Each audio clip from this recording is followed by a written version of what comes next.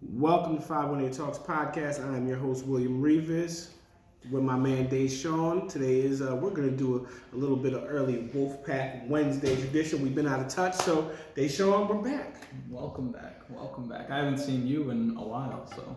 Yeah, unfortunately, sometimes life happens. In business, that's the best part of being your own boss is when life happens, you can kind of move. You can address certain situations. But, the important thing is we are back. We're back live with our listeners. We're back online with the listeners, with the followers. We're on the live, right? So if you have any questions or any comments, definitely tune in, check in and say something. But we are here today. What we getting into, man? What we getting into? Well, I just want to talk about the long layoff and why we had such a long layoff and what's going on and, just giving people a little bit of insight, a little bit of transparency with our whole situation because you've been out of the office for a long time. Yeah. So without getting too personal, if you want to speak on, your reasons for being a little disconnected as of late. Yeah, well, the thing is with one of the programs that I run, we have been digging real deep for a new contract to be able to provide service to a wider variety of individuals in the community. And behind the scenes with that, it's a lot of work. It's a lot of language. It's a lot of policy and procedures. It's a lot of, going over paperwork, making sure that everything is in line so that you can provide the best opportunity possible for the people in the community. So with that, it's a lot of time in the office. It's a lot of time in meetings. It's a lot of time just checking yourself and making sure that you're prepared to provide the service. As a service provider, that's one of the things you do. You got to make sure that you're aligned at all times.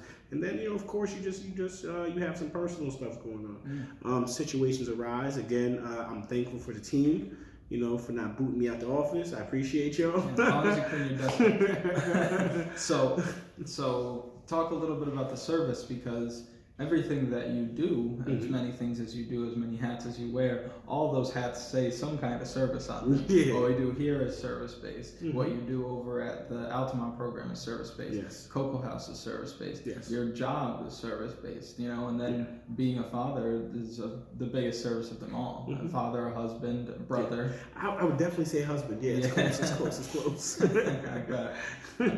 bet. So that's pretty cool. How is it that you can balance all of those things?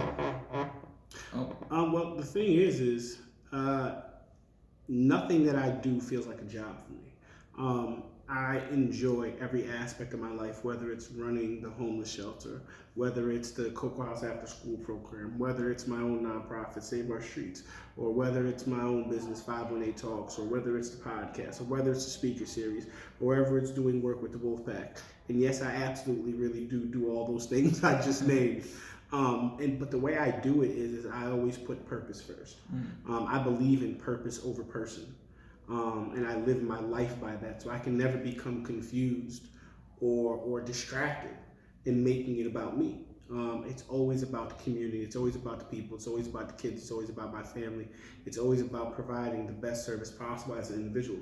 And the reason being for me is in having made a lot of negative decisions and found myself in positions where I needed help and I wanted help, there weren't many people there for me. So I say to myself, my job, my ability to give back is being there for people. So I, out of everything, I just do the best I can to make a way. And even in your own business, that has to be important. Things are going to happen. But if you make, set out a calendar, make a task list, set some goals or some things, even when life throws the biggest haymakers at you, you can still remain focused on the purpose down the line.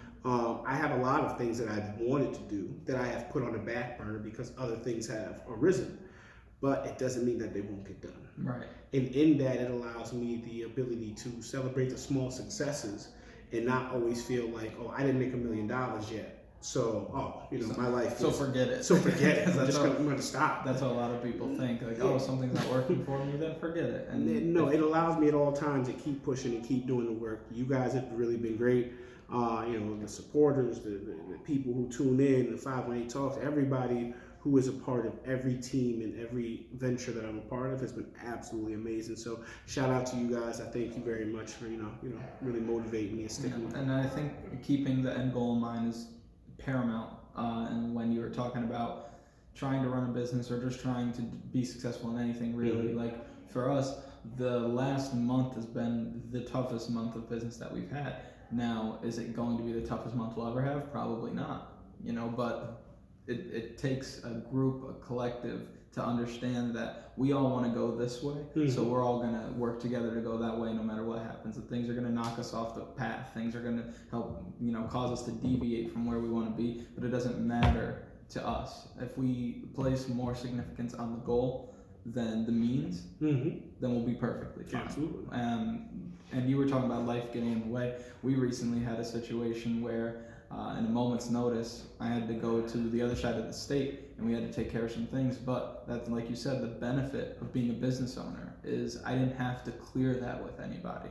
The only person I let know that I was leaving was our business partner, Earl, and that's because he was sitting right here in the office. And I said, hey, we gotta go. I'll be back later. But I wasn't asking him. Listen, I'm out. I gotta take care of this. Right? And he was like, yeah, go do your thing, and it's the situation was very unfortunate, is very unfortunate, but the bright side is being able to do those things and understanding that privilege is going to present itself later in life. I'm young, I don't have any children or anything like that. When I do, I'm not going to be able to miss anything. Mm-hmm. You know what I mean? Because I don't have somebody sitting over my shoulder telling me, you have to do this, you have to do that, you have to do this, you have to stay late. Nothing like that. I'm not going to miss anything from a child or a loved one or a relative or anybody who does something significant because I have the mobility to do those things. I was scheduling a meeting with one of our clients, a meeting with him on Saturday at 1, which we normally don't do things on the weekends, but I'm not opposed to going out and doing some work on the weekend. So he says, what time? He's like, well, when's the best time? And I said, you tell me, because I will manipulate the schedule. Now, if he gave me a time where I was meeting with somebody else, that's when we would have to do something else. But the mobility that entrepreneurship has granted me is crazy. It's kind of like, and especially because I like what I'm doing, it's like being on spring break all the time. Well, no, and the truth is there's a freedom to it. There's a freedom that you're not even aware that you have. And I see it happening with a lot of people right now, that entrepreneurship, that awakening, and people taking over their lives. I'm a person who believed in traditional 9-to-5s, and I love what I do. I love what I did. But I also understand that it kept me locked into a certain mindset and mind frame. And I was always waiting for somebody else to approve or to appreciate me because you got your yearly evaluations. With your yearly evaluations usually come a raise. And then your value is usually gauged on that evaluation. Now you gotta think too, like how much can the raise really be? How much, right? Even if you have an outstanding evaluation, how much can you really get from this, and with this raise? So when you start to feel like you're at that ceiling and you can't get past that, what I found is, because I was there, was that it wasn't that I needed another job. No, it wasn't. A second job wasn't going to fulfill that feeling. People will go for a first, second, and a third job. Just to be able to get to whatever their financial goal is temporarily. And the thing that I like about entrepreneurship is just the scalability. Mm-hmm. We don't get in this to get by. We don't want, because a job or rather a business that you run, that you own, that you operate, if you're running your business and you're barely making ends meet and that's consistent over time, you just have a very expensive job. Mm-hmm. You aren't in a position to do the things that you want to do. So for that reason, I know people who are entrepreneurs who are barely getting by with what their business is producing. For that, go get a job where you can at least get the benefits, because you got no problem working all day. You got no problem making a little bit of money. Not a lot of bit of money, a little bit of money. A little bit. Right, and so if you have no problem with that, then just go get a job. You're going to get benefits. You're going to have consistent pay. And you're also entitled to certain things. Like if you do something that's physical, service-based, and you get hurt, then what happens? You're locking yourself in. So with what we do, I love it because it's so scalable. And even if it wasn't what we do, think about somebody who finds their niche, finds what they're good at, creates an ebook around it that costs like $200. 5 people buy the ebook, they just made $1,000. So what do they need to do? They need to invest in themselves, they need to invest in their brand, and they need to invest in their message. And they do those 3 things for a long enough period of time. As long as the work is quality, they'll be making money when they sleep, and it will just scale up from there. And I like what you're talking about, and let's continue, to dig into that. Is why do you feel it's important to invest in yourself?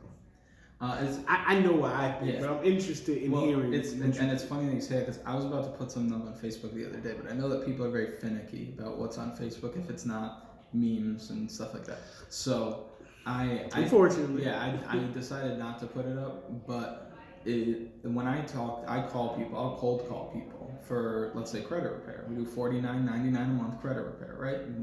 You're not going to find that price anywhere, and you're not going to find the level of service that we're going to give you anywhere. I'm confident in that. So I'll call people and I'll ask them, have you ever made an investment before? Or what kind of investments have you made before? And most people say, I haven't made any. And I'm there saying, well, you can make an investment. This $49.99 isn't a monthly cost. It's a monthly investment. Mm-hmm. And it's actually an investment that might have the highest in terms of percentage and the fastest in terms of time it takes, ROI from anything. You can go buy a $100 million building, and your cash on cash return could be upwards of 15 to 20%, but your ROI still as a percentage isn't as good as if you were to invest in your credit. Because if you wanted to invest in your credit, if you were somebody who couldn't get a loan and you wanted to buy a house, and then you enrolled in our program, and over 6 months you paid less than $300, and then you were in a position to buy a house, your ability, your capacity, your buying power is huge, which means that if your house is $150,000, mm-hmm. you paid $300 to make $150,000 if you can get approved for the loan. You won't find an ROI like that anywhere else. Nowhere. Now, what's the ROI on yourself? I got a buddy of mine who always says, like, the ROI my parents got for me is going to be outstanding.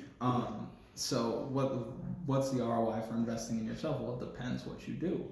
Because we know, and you're going to be talking to Abel about this soon. We're going to have Abel at the event. He knows about investments, and he knows that there are good investments and there are bad investments. You can put your time, money, energy, resources, or whatever into something that's going to negatively affect your bankroll, in a sense, negatively affect wherever the supply is coming from.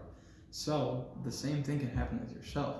If you are investing your time with the wrong individuals, if you are investing your money in things that aren't going to last longer than a day, or in some cases an hour, and you guys know who I'm talking about, then you need to understand. He said it, I did. You need to understand that it's important to invest your time, your energy, your mental capacity, your love, and your money into things that are going to give you something back. Yeah. So how have you invested in yourself, and why do you think, or how should people change the way that they are investing in themselves, change their investment strategy, if you will? Now you're a financial advisor. Yeah, well, interesting enough, right?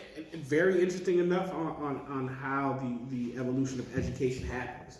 I didn't think that I would be doing this. Mm-hmm. But again, it was one of those things where you sit down with somebody and you ask yourself that question. How much do I want to invest in myself? Mm-hmm. And I've invested so much in the last 10 years as far as professionalism and trainings and all these other things. But I also found myself at this peak. So I started to say to myself, what I know about me when that frustration comes is there's something I'm missing. Mm-hmm. And for you to invest in yourself, something you have to be able to do is you got to know yourself first. Mm-hmm. So when I start to feel that feeling of frustration that all of us has felt, working a dead-end job, what do? I don't know what to do. What a lot of people do, because I did it, is instead of challenging themselves to what's next, we fall back Mm-hmm. and we wait for something to come. Right. So I met with Earl 4 or 5 times, and I'm listening to him, and I'm like, I hear you. Right. Okay, great. But it wasn't really until the people element for me made sense. Mm-hmm. Taking something and giving back to those in poverty, the opportunity to create and recreate generational wealth immediately made sense to me. Yeah. Because I deal with people. Right. People is my investment. So for others, it's finance. For some, it's education. For me, people, time. Right. My one-on-one interaction with the kids and the individuals in the community. That's my investment. So taking something that was as powerful as as wealth education and financial investment, and just changing the language, changing people's behaviors, changing people's thoughts, feelings, and emotions about themselves and their information, it'll begin to really make sense. Yeah. So to take that back, that is my investment, because my investment is people. Right. No matter where I go, no matter what I do, my investment is always going. That's why I don't mind always giving 150%, because I understand it's my niche. This is what I do. It's people, and for me, it's always been people. And interesting enough, no matter how much I tried to make it something else, it always came back to the essence of, no, William, this is who you are and this is what you do. Right, and I think that kind of thinking is the only reason that you are a part of what we have here at the Wolfpack Wealth Group. Just because if we were somebody who was selling something that wouldn't help people, if we were leeches to society and just taking money from people who don't have any money, then you would not be a part of it. No. But what we're doing is we aren't even asking for a high price, and we only talk about credit repair.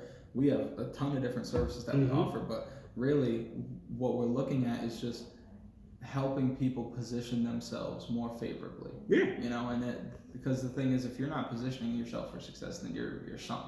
You know what I mean? You can't do anything. And interestingly enough, I've heard that the larger the company you work at, the less of a chance you have to be successful. And it's because of the amount of competition, the amount of dollars, the amount of opinions, the amount of people.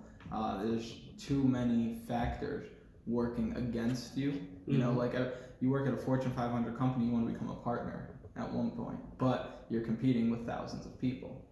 You know, so the larger the company you work at, the less of a chance you have to be successful. The smaller the company that you work at, the greater chance you have of being successful, because if you are a one-man band, three-man show, five-person team, and you're there at the beginning, and year one the company makes nothing, and then, you know, year three it's an 8-figure company, well, then you're probably in a good spot. Absolutely. You know what I mean? So positioning is key, and I think that because we're able to position people for success, and we're results oriented, we're results driven, that for me is the only reason why you would want to even work with us. Because if we were just doing anything, I couldn't do it. But the greatest part about what we've been doing is the people. Yeah. Sitting down with families, sitting down with individuals, with men, people of all ages, of all backgrounds, and having those conversations with them, and getting them to the point where they start to understand that. Yeah, what's your favorite part of the change is real? It's the moment they realize this is possible. They go, It's that moment where they absolutely realize, no, this is real. This is not a scam. It's not, you're not trying to sell me. No, you're really trying to assist me in changing my life, because that's the conversation for me with people. That's my part of the conversation is, you know, you're a father, you're a mother, you're a family, you have children. Imagine being able to start a business and not only pass the business down to your kids, but being able to pass down the language, the behaviors, the understanding of business. Right. I have a 15-year-old daughter. She sat in on one of our meetings and learned 3 ways to make $1 million in less than a half an hour. Yeah. Now, my conversations with her when we're in the car or when we're sitting down to eat is now, what type of business do you want to be in? You already know you can make the money. Right. You know how to make the money. You just have to decide what you want to do to make it. Yeah, and that's my conversation with her is, again, reaffirming her position in life and not saying to her, you got to do what I got to do to make the money. Right. No, what would you like to do? And you can apply the information for yourself. Yeah. So at 15 years old, for her to have that option and to have that understanding and for her to have that language and being able to, like, it lets me know that as a father, I'm doing the best that I can. Right. And the same with the people that we talk to. It's a matter of that moment when they understand it is literally everything. Yeah. Because their whole aura changes, their whole activity. And then, you know, checking in with them on, you know, on our weekly checkup calls. Hey, how's everything going? Man, it's great. Listen, I got this done. I met this goal. This is what I want to do next. That's awesome for me. And in that moment in the meeting where people go, oh, wait a minute. You might be doing something. You might be doing something that isn't just trying to get money from me. You're doing more than selling to me. When I call people, I say, this is Deshaun with the Wolfpack Wealth Group. I'm calling to give you access to our service, because I'm giving you this. This is a privilege, but I'm giving you because it's not predatory. We're not being leeches, you know what I mean? So for me, like I was talking to the guy today who I'm meeting with on Saturday, like I mentioned before. And I said, well, are you registered with the state? He goes, oh, yeah. I got registered with the state. I went through this company. I'm not going to say the name of the company, but it's a large organization, well-known. You've probably seen commercials for it. And I said, well, what did you get done? He's like, oh, they got me an LLC in New York State. I was like, okay, and how much did they charge you? And he's like, oh, like 600 and some change. And I was like, okay, and it's done already? He said, well, no, it takes up to 2 weeks for them to do it. And I go, okay, I'm going to explain something to you. To file is around $200, and it takes me a minute and a half tops to do it. That's when he had that moment. Oh. So, do you want to meet on Saturday? Yeah, I do. Absolutely. Yeah, I do. My time is your time. He goes, do you think I can call them and cancel? I was like, if they haven't done it yet, you probably can. You probably have that right of refusal allowed to you. So I would go ahead and do that. But yeah, I totally just, when we're meeting with people and we see that light go off in their head, like, these guys are here to help me. We're playing on the same team. Mm-hmm. You know what I mean? In some cases, we do negotiations where we're sitting on the same side of the table with them because it's not us against you and whoever's trying. We're not vying for a position to get the better deal. We got a price, you're going to pay the price, but we have things that we're going to do for you that you're going to get. You know, and it's a matter of if you want to do it or not. And also not pressuring people in anything. I've learned that as well. As, you know, you tell people, hey, here's what we're going to do. If you'd like to do it, sure. If not, that's fine too. You're one client. If I got hung up on every one client that we didn't get, then we wouldn't be in business, because you need hundreds of clients to be successful. Yeah. Well, and the great thing about it is we have so much contact with our clients, through one-on-one meetings, through our monthly business mixers that we're doing now, where people get to come out and just the change in culture. Mm-hmm. In which people are coming out and being a part of these businesses, where they can just come shake hands, meet with business owners, meet with entrepreneurs, get dressed up, things they normally wouldn't have done on their Friday night, where they've been working all week, they're tired. I'm gonna go home and just taking a movie or something. Now they're coming out on Friday evening. Yeah. They're joining in the festivity. They're being a part of the creative. And that energy leaves with them. So even if they didn't believe it before they got here, when they leave afterwards, that energy is with them. Like, oh no, there's something going. I like that. Well, what's interesting is, name a business that one is helping you make more money directly. Now, I'm not talking about you get a phone through Verizon and you use your phone to make money. That's not what I mean. I'm talking about a business that is working on your business. Name one of those where you can come in and talk to the people. You know what I mean? Have a conversation with them. Our door is always open. Now, if you show up a bunch of times and don't pay me for anything, then my door won't be as open. It'll be slightly ajar. But not for nothing, people have come in and said, like, hey, I just got some questions. Mm-hmm.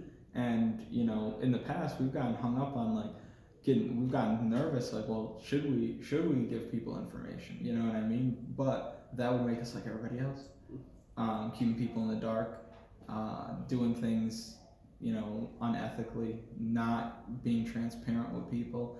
I want people to understand who we are, what we do, why we do the things that we do, and if they have an issue with anything that we do, to let us know so we can fix it, or let us know so they don't have to be a part of it. Because we've had somebody come in and we've done everything for them, and for one reason or the other, maybe it was money or something like that, they were like, oh, I just don't want to do it anymore. That's fine. But in terms of us not delivering, I've never heard anything like that. So until that day, I'm going to continue to share a bunch of information. I'm going to continue to keep an open door. I'm going to continue to work tirelessly to make sure that my clients and I look at them as partners at this point, that our partners that we bring on are served the right way, are happy with what we do, and also understand we're here to help them, and they can help us in turn too.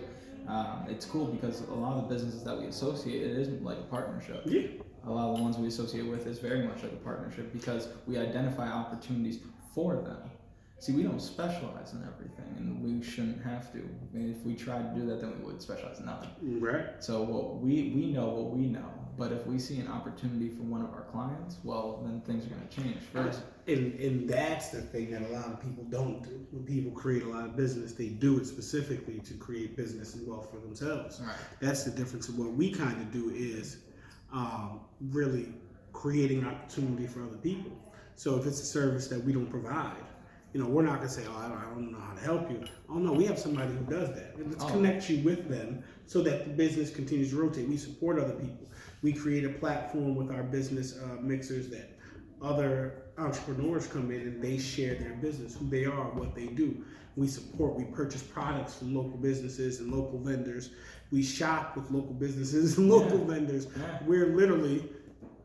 Shout out to Say Less Print and Apparel. Well, I'm glad you bring them up. On the Wolfpack. I also hoodie. see a message from Abel right there. Abel. I'm Abel. I'm about to get with you. So it's interesting with Saquon because, and this is another thing too. As we continue to grow and expand, we're going to diversify the types of businesses that we do business with. So the thing is, outside of just what we offer, positioning you for funding, making sure you're making the right choices in business, helping you with branding, merchandise, media, all that stuff, websites, that's great. However, one thing that we don't market, and one thing that we don't talk about very publicly, but it's a very real thing, is the referrals that we give. Because for me, I can't make shirts for Golub, but somebody from Golub reached out to me recently. So the first thing I did was I got on the horn with Saquon because he's one of my clients. He's one of my clients. He's one of my partners. So I said, "Hey, Say, I've got this woman. She works at Golub. They're looking to get some shirts done. So can I give her your information?" Absolutely, set that up. I knew he was going to say yes. I could have gave her the information Absolutely. immediately. You know what I mean? But I'm going to keep him in the loop. He's excited, like, oh, that might be a big contract. I don't know how it worked out. I didn't talk to him about it. It was just a week ago or something like that. But anytime anybody ever says, "I got a nightlife event going on," okay, well, I work with the premier nightlife company based out of the Capital Region and Ketchup Enterprise. Or I need to make clothing, or I need somebody to help me print clothes. Oh, one of my partners is like the best printing and apparel company available in the place that I live in. And these are people like in Long Island and New York City that are asking me about this stuff. And I'm telling them, like, listen, I know where to get the shirts from because we have that kind of connection. I know where to get the work done. It's just a matter of if you want to pay the price or not. Yeah, I'm willing to pay the price. All right, let me get you on the phone with my guy. That's it. Now, how much am I going to make off of that transaction? Nothing in terms of money, but I know that I'm going to build trust. I'm going to build partnership, and I'm going to help somebody who put their trust in us. You know what I mean? And that's the coolest thing to me. I love being able to tell our clients, like, "Hey, I've got somebody calling you in the next hour because they want to do business and you specialize in this." And they're like, "Wow, really?" Yeah, absolutely. Well, thank you so much. And it's the coolest moment for me. Yeah, I love what we do. Again, sorry that we've been away. We want to be more consistent. We want to be transparent.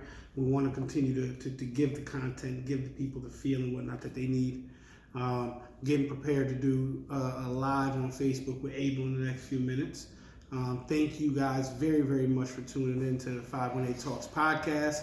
Wolfpack Wednesday treat on a Tuesday because we love you guys, we miss you guys, and we know that you deserve this. Myself, William Revis, and Dave Sean signing out.